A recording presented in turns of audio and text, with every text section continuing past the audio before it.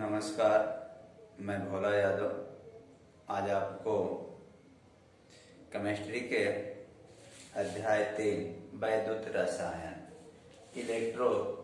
Electricity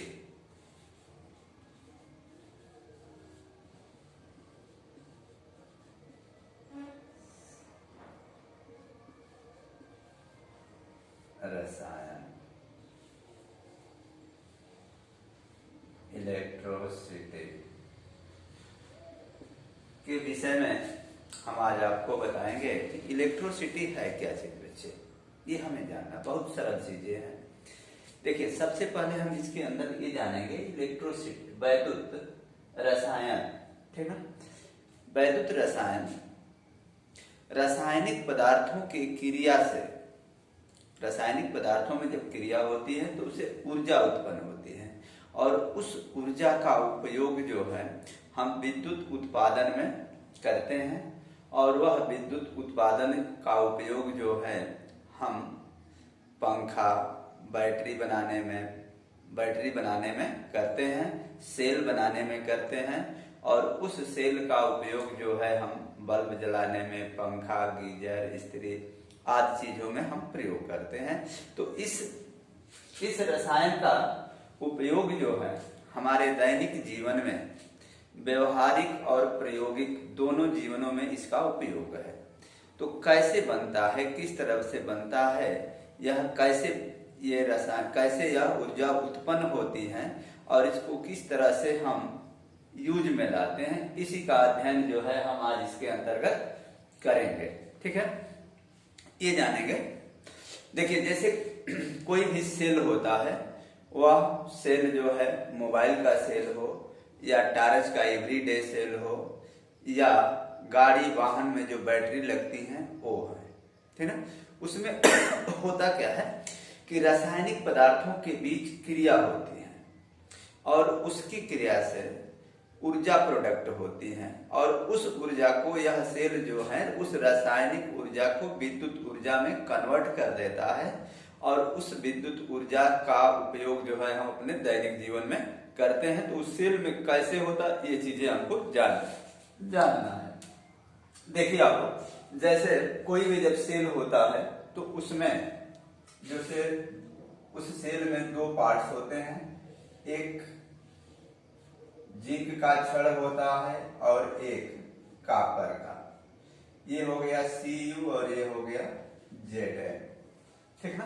तो इसमें अब इसको हम बताएंगे। देखिए, जिंक, एक मिनट यहां देखेंगे हम, zinc plus Cu2 equation Zn2 plus और कॉपर, ठीक ना।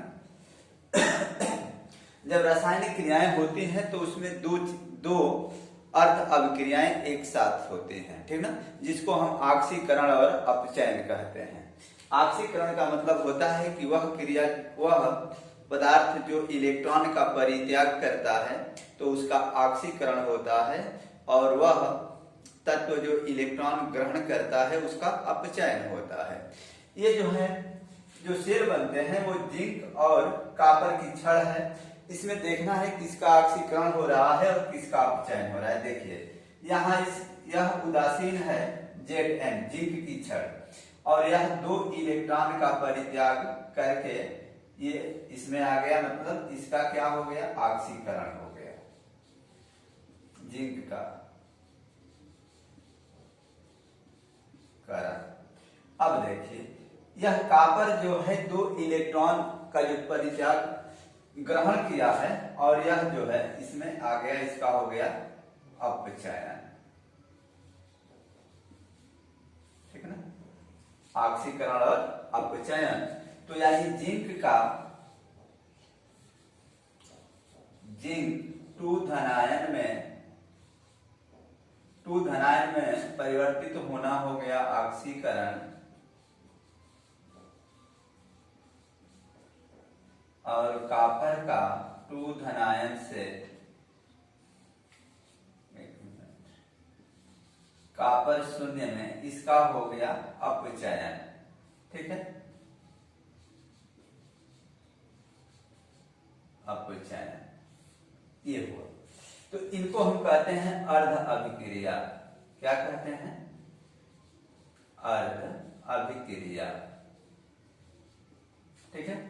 तो ये जब कह रहा है, इसका मतलब यह हुआ कि जब जिंक 2 इलेक्ट्रॉन का परित्याग करता है तो भी ऊर्जा, उसे इलेक्ट्रॉन विभव के रूप में ऊर्जा रिलीज होती है। और जब कॉपर इलेक्ट्रॉन गेन करता है तो वह भी या तो ऊर्जा को एब्जॉर्ब करता है या रिलीज करता है, निकालता है। तो इन दोनों में, यानी जिंक का जो इलेक्ट्रॉन परित्याग करता है उसकी ऊर्जा और कॉपर जो इलेक्ट्रॉन ग्रहण करता है, इन दोनों की ऊर्जा में डिफरेंस होता है। और यही ऊर्जा जो होती है वह गिब्स ऊर्जा कहलाती है। ठीक है। क्या कहलाती है? गिब्स ऊर्जा। ठीक है। गिब्स ऊर्जा कहलाती है। और इसी ऊर्जा को ये हमारा सेल जो है क्या करता है कि यह रासायनिक ऊर्जा होती है, इसको विद्युत ऊर्जा में कन्वर्ट करता है। तो अभी तो हमने आपको बताया कि किसी भी सेल में जो ऊर्जा, रासायनिक ऊर्जा उत्पन्न कहाँ से होती है, तो वह कॉपर और जिंक की जो प्लेट होती है, इसी प्लेट के ऑक्सीकरण और अपचयन से। ऑक्सीकरण का मतलब वह इलेक्ट्रॉन को रिलीज करता है, अपचयन का मतलब कि इलेक्ट्रॉन गेन करता है, प्राप्त करता है।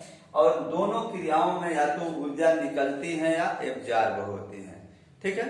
तो इन दोनों की ऊर्जा, एक तो निकालता है और एक एब्जॉर्ब करता है, तो उसमें अंतर होता है, कुछ ऊर्जाएं डिफरेंस बच जाती हैं।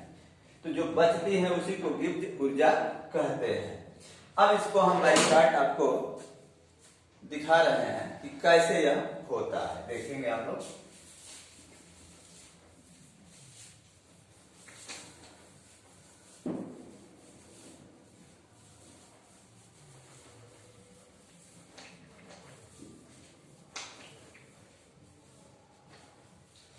देखिए, यह एक पात्र है और यह एक पात्र है। ठीक ना। इसमें ये 2 प्लेट जो है लगी हुई हैं। ठीक है। एक प्लेट जो है यह कॉपर का है और एक प्लेट यह जिंक का है। ठीक है। इनका जो संबंध है यह होता कैसे है कि इसका संबंध यहाँ से एक ऐसे वायर के द्वारा भी हो जाता है, किया जाता है। इसके बाद से इनका संबंध एक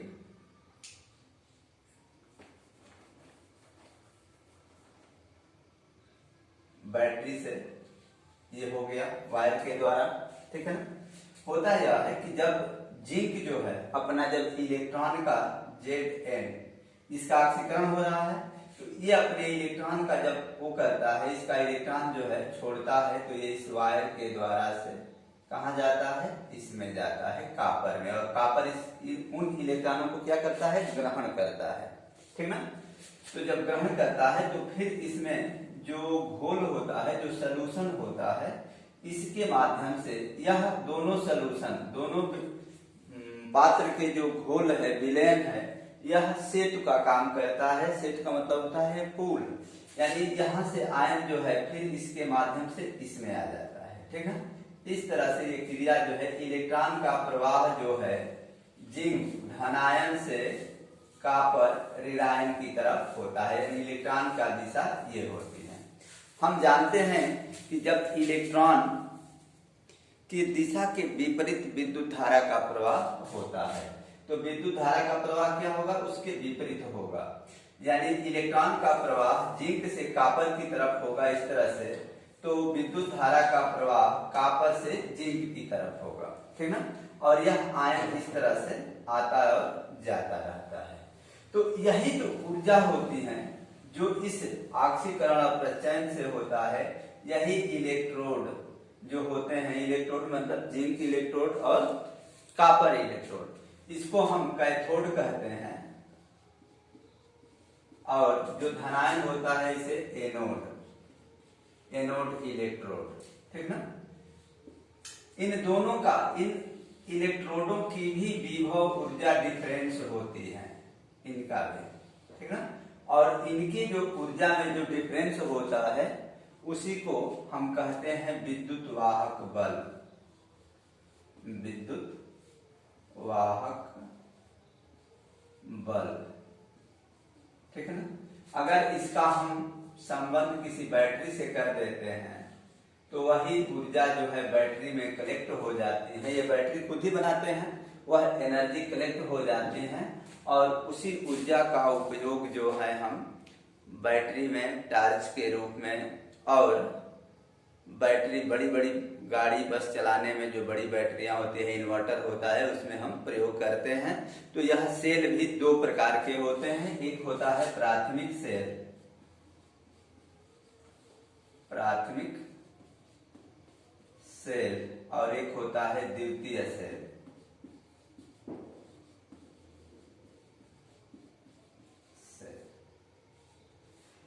देखिए बच्चे, प्राथमिक सेल का मतलब होता है कि वह सेल होता है जिसमें इलेक्ट्रॉन का फ्लो होता है, एनर्जी रिलीज होती है और वह एक दिन समाप्त हो जाता है, ठीक है। वह फिर क्रियाशील नहीं होता है। ऐसे सेलों का वाहक जो इलेक्ट्रॉन वोल्ट होता, विभव होता है, वो 1.1 वोल्ट होता है, ठीक ना। यह निश्चित होता है और उस पर जाकर के जब यहाँ उसकी विभवांतर आ जाती है तो वह अपने आप बंद हो जाता है, इलेक्ट्रॉन का फ्लो बंद हो जाता है। यानी हम अपने दैनिक जीवन में एक बार प्रयोग करने के बाद फिर हम दोबारा उसका यूज नहीं करते हैं।